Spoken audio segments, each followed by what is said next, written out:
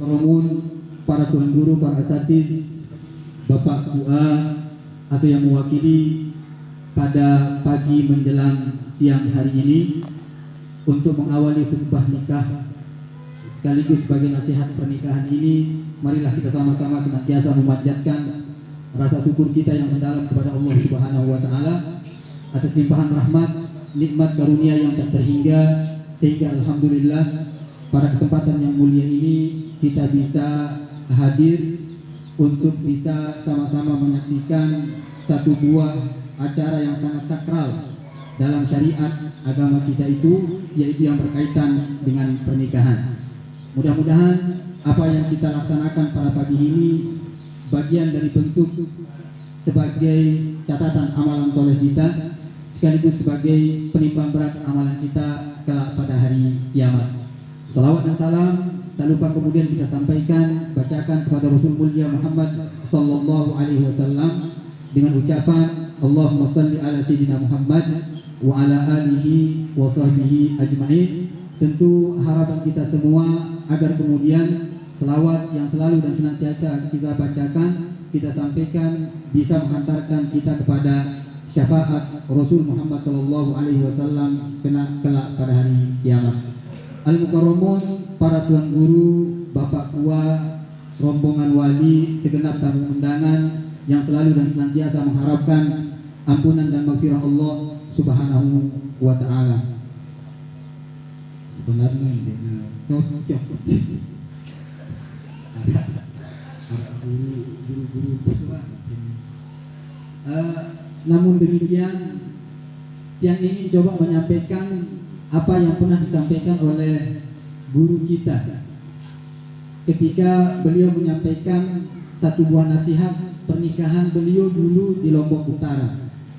Jadi pernikahan ini adalah merupakan satu buah fitrah yang dibungkus oleh syariat agama. Jadi di samping pernikahan ini adalah merupakan fitrah manusia, fitrah ini artinya kebutuhan baik manusia yang sudah menikah atau apalagi kemudian belum menikah. Makanya kalau kita bicara nikah, maka bab ini adalah menjadi satu bab yang sangat menarik. Entah itu untuk para remaja yang belum menikah atau bapak-bapak yang sudah menikah sekalipun, maka akan menjadi bab yang sangat menarik karena ini adalah merupakan satu buah fitrah. Kemudian dibungkus dengan syariat, satu buah ikatan yang sangat kuat, yang tadinya seorang perempuan itu adalah tanggung jawabnya milik orang tuanya, milik bapak ibunya. Kemudian ketika terjadi akad tersebut, maka selesai tanggung jawab orang tuanya itu beralih langsung kepada seorang laki-laki yang itu sebagai suaminya. Maka Al-Quran menggambarkan akad ini sebagai misaqon walidhah, sebagai ikatan yang sangat kuat. Dengan ikatan ini kemudian yang tadinya tidak boleh, bahkan bisa menyebabkan haram, bisa menyebabkan dosa yang sangat besar. Akan tetapi ketika sudah selesai akad tersebut, ikatan tersebut, maka setiap apa yang kita lakukan, berikan kepada istri kita, maka itu akan bernilai ibadah yang sangat tinggi, yang sangat besar di sisi Allah Subhanahu wa ta'ala. Maka oleh sebab itu dalam pernikahan ini butuh bekal, butuh hal-hal yang perlu kita perhatikan. Maka diantaranya Tuan Guru Munajid memberikan satu buah kaidah. Maka bekal tersebut, kata beliau, ada pada nikah itu sendiri. Ada pada nikah itu sendiri, yaitu pada huruf-huruf dalam kalimat nikah tersebut. Yang pertama adalah huruf nun. Maka seorang yang mau menikah itu harus memperhatikan yang berkaitan dengan niat, tujuan, motivasinya apa sekarang untuk menikah.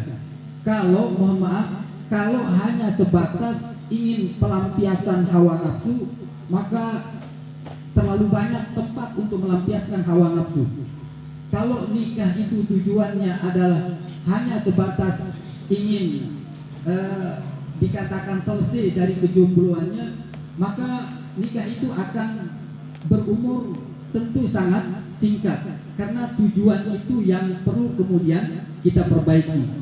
Oleh sebab itu tujuannya itu apa? Karena disebutkan di dalam Al-Quran, di dalam ayat tadi yang dibacakan oleh Ustaz Haji Arfan Ajibi, wa min ayatihi an khalaqalakum min anfusikum azwaja litaskunu ilaiha. Jadi tujuan daripada nikah itu adalah bagaimana kemudian kita mencari sakinah, ketenangan hidup. Jadi di sini dari kalimat ini yang ada di dalam Al-Quran tersebut bahwa tidak akan bisa diraih ketenangan tanpa menikah. Jadi kalau belum menikah, jadi bisa dikatakan sulit untuk sampai kepada ketenangan. Maka kita sering mendengar bagaimanapun orang yang belum menikah maka tidak akan pernah bisa mencapai satu kehormatan yang mulia sampai kemudian dia menikah. Baik kehormatan di sisi Allah Subhanahu wa taala maupun kehormatan di mata manusia.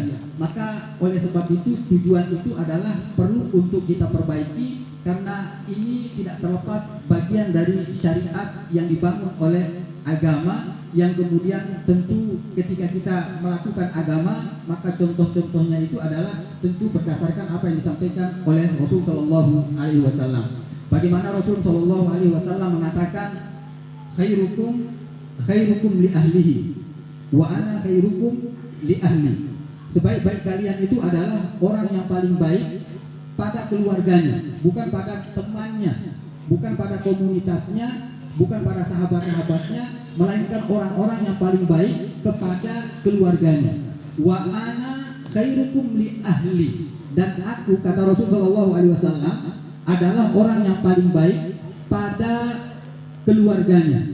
Jadi kalau kita mau mencontoh keluarga terbaik, maka contohlah keluarga bagaimana keluarga Rasul Shallallahu Alaihi Wasallam. Maka kita akan temukan keluarga Rasul Shallallahu Alaihi Wasallam penuh dengan sakinah, mawaddah dan rahmah. Makanya Rasul menggambarkan baiti jannati, rumah tanggaku itu adalah laksana surga bagiku. Atah. Jadi tujuanmu harus jelas. Nah, tujuan untuk menikah itu adalah harus jelas, bukan hanya sebatas pelampiasan hawa nafsu, melainkan kata Imam Ghazali, ketika kita sudah melakukan pernikahan itu paling tidak ada antara seorang hamba dengan Robnya, dengan Tuhannya, yaitu Allah Subhanahu wa taala, itu adalah takwa Allah. Ada kualitas peningkatan takwa kepada Allah Subhanahu wa taala. Semakin tinggi banyak umur seseorang, maka kemudian semakin tinggi nilai ketakwaannya kepada Allah Subhanahu wa taala. Maka semakin dia melakukan satu buah seperti pernikahan ini, maka semakin tinggi kualitas ketakwaannya kepada Allah Subhanahu wa taala. Saya contohkan Atah, ini untuk Atah. Saya contohkan misal, kalau tadinya tidak pernah ke masjid, maka selesai menikah ini harus dibiasakan untuk pergi ke masjid. Yang tadinya tidak pernah membuka Al-Quran, maka kemudian sekarang harus mulai terbiasa untuk membuka Al-Quran.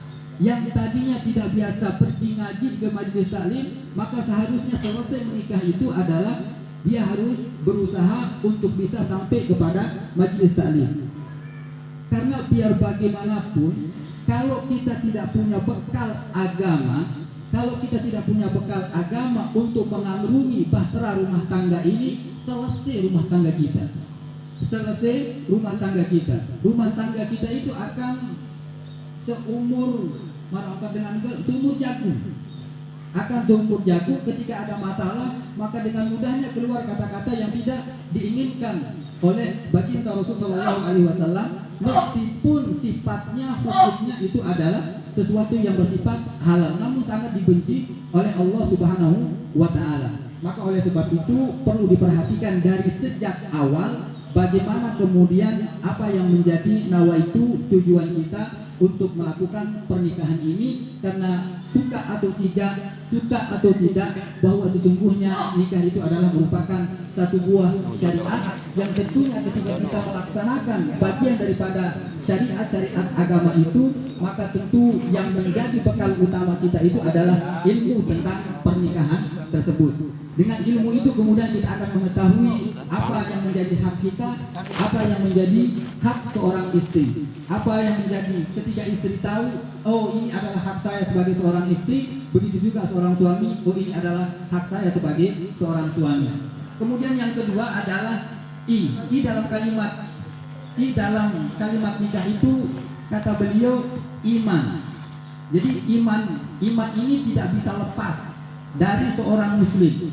Karena iman inilah kemudian ada dorongan-dorongan positif, ada dorongan-dorongan yang baik, yang dengan keimanan ini seseorang yang tadinya amarahnya kuat, amarahnya ingin memukul, maka iman ini yang kemudian menyebabkan orang itu kemudian meredam dirinya. Iman ini kemudian mendorong seseorang untuk melakukan kebaikan-kebaikan. Bagaimana kemudian antara dua insan yang beriman ini akan saling aja untuk melakukan yang berkaitan dengan taat patuhnya kepada Allah Subhanahu wa Ta'ala. Jadi bekal selanjutnya